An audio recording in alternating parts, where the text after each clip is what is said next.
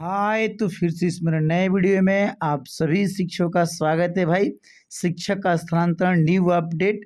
जो शिक्षक पिछले 5-7 दिन से परेशान थे ट्रांसफ़र को लेकर, अब होगा मनचाहा ट्रांसफ़र, वो भी बिल्कुल आसानी से, क्योंकि म्यूचुअल ट्रांसफ़र की बात कर दी गई। इसकी मांग बहुत पहले से चली आ रही है।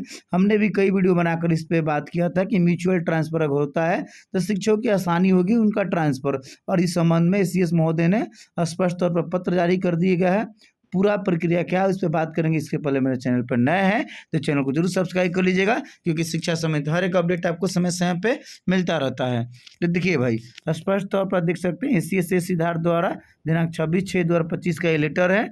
सेवा में सभी जिला शिक्षा पदाधिकारी बिहार विशेष शिक्षकों को स्वयं स्थानांतरण करने की सुविधा उपलब्ध कराने के संबंध। देखिए भाई, इसकी मांग बहुत पहले से चली आ रही थी कि म्यूचुअल ट्रांसफ़र होना चाहिए, जो कि बाकी डिपार्टमेंट में होता है। अब इस माध्यम से आपका आसानी से ट्रांसफ़र होगा। थोड़ा सा मैटर को समझते हैं, फिर हम लोग बात करेंगे कि प्रोसेस क्या होगा। कह रहा है कि राज्य सरकार द्वारा विभिन्न चरणों में शिक्षकों का स्थानांतरण किया गया है। यह भी देखा गया कि शिक्षकों का 400 किलोमीटर की दूरी से 30 किलोमीटर की दूरी पर पदस्थापना होने के बावजूद वे संतुष्ट नहीं है, और उनके द्वारा विभिन्न स्तर पर शिकायत दर्ज कराई जा रही है। बिल्कुल ऐसे बहुत से शिक्षक हैं जो 4 से 30 या 40 किलोमीटर पर आए हैं, परंतु अभी भी वो संतुष्ट नहीं है। साथ ही जिस विद्यालय से कुछ शिक्षकों का स्थानांतरण हो गया परंतु वहाँ कोई शिक्षक पदस्थापित नहीं हो सके, वहाँ शैक्षणिक कार्य प्रभावित हो रहा है। स्थानांतरण की वजह से विद्यालयों में रिक्त हुए पदों को भरने की चुनौती राज्य सरकार की होगी। बिल्कुल भाई, कराता यह निर्णय लिया गया है कि सभी स्तर के राज्य के सभी शिक्षकगण को अपना स्थानांतरण कर विद्यालय का चयन स्वयं करने का मौका दिया जाए।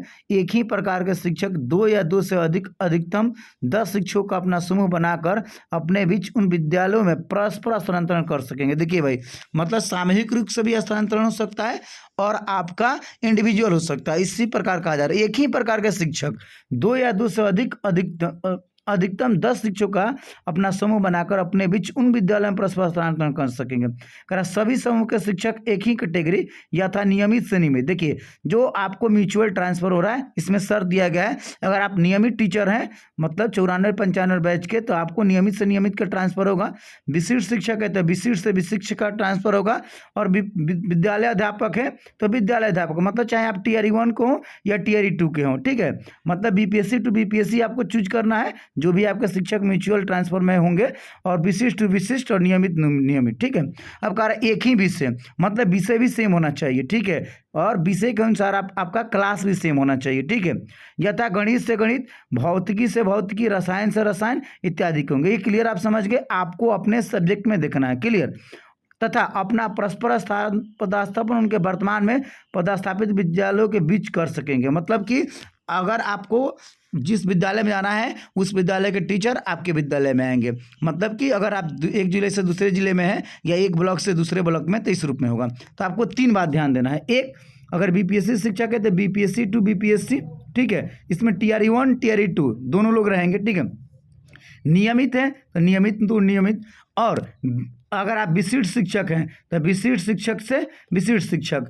और आपको दूसरा ध्यान देना है कि आपका सब्जेक्ट उसी रूप में होना चाहिए। अगर आप 1 to 5 में समान है, या उर्दू या फिर बंगला, उसी तरह से 6 to 8, 9, 10, 11, 12, तो आपका सब्जेक्ट कॉम्बिनेशन सेम होना चाहिए। और तीसरा, क्लास सही होना चाहिए। मान लीजिए कि ऐसा नहीं होगा कि आप 9-10 वाले साइंस के टीचर हैं, ठीक है, और 6 से 8 वाले साइंस के टीचर, तो ऐसा, ये बात आप समझ रहे हैं। तो मुख्य रूप से 2 बातें। चलिए, कारण जो भी शिक्षक स्थानांतरण चाहते हैं वही ई शिक्षा कोष में लॉगिन करेंगे। प्रोसेस समझते हैं कि ई शिक्षा कोष में लॉगिन करेंगे एवं उनके जिले में स्थानांतरण के इच्छुक शिक्षकों की सूची देख सकेंगे। देखिए, इसी तरह से म्यूचुअल ट्रांसफर का रूल होता है कि आप जैसे लॉगिन करेंगे, आपको जिस जिला में जाना है या फिर जिस ब्लॉक में जाना है, वहाँ पर जो भी शिक्षक है अपना म्यूचुअल ट्रांसफर वाले वो डाले रहेंगे कि भाई मेरे को मतलब म्यूचुअल ट्रांसफर चाहिए।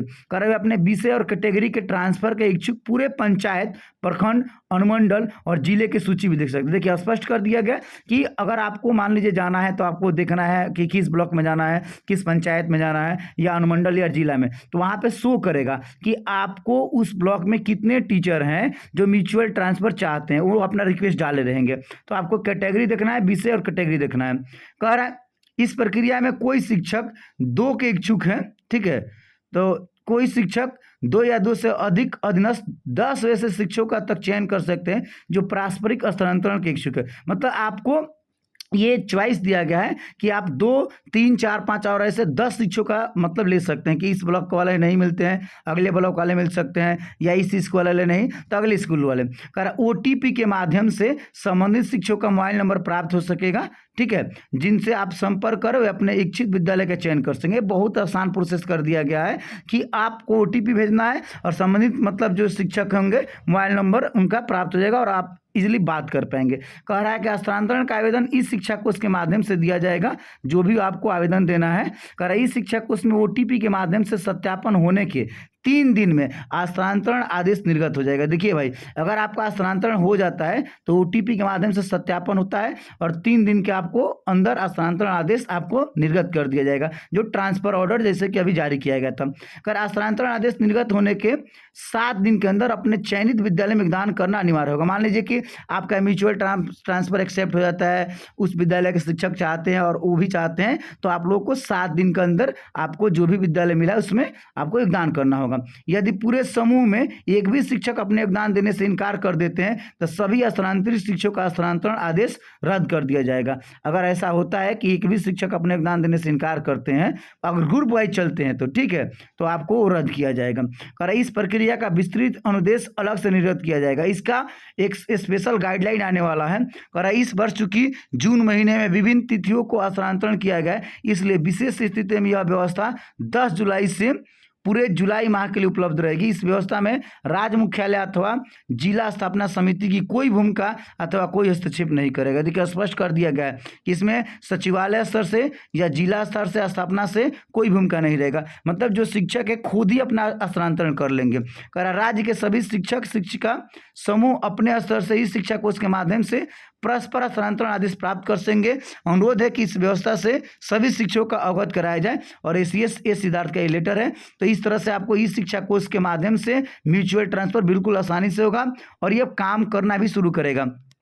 इसका अपडेट हो जाएगा इस शिक्षा कोष में और सभी शिक्षकों का दिखाने लगेगा कि जो भी शिक्षक अपना डाले थे मतलब हस्तांतरण को लेकर, ठीक है, उनका डेटा को ही दिखाया जाएगा इसमें। और फिर इस रूप में आप ब्लॉक चॉइस करके अपना देख सकते हैं कि वो कौन से शिक्षक हैं किस विद्यालय के जो हस्तांतरण चाहते हैं। और फिर OTP के माध्यम से मेरा नेक्स्ट वीडियो इस पर आने वाला है कि लॉगिन करके कैसे प्रोसेस करना है, ठीक है, A to Z इसमें हम लोग बात करेंगे। बाकी इसके अलावा कोई डाउट रहता है जरूर कमेंट कर लीजिएगा और अब तक चैनल को सब्सक्राइब नहीं किया तो चैनल को जरूर सब्सक्राइब कर लीजिएगा। वीडियो अच्छा लगे तो लाइक कीजिए, वीडियो को अधिक से अधिक शेयर कीजिए। ओके, जय हिंद, जय बिहार।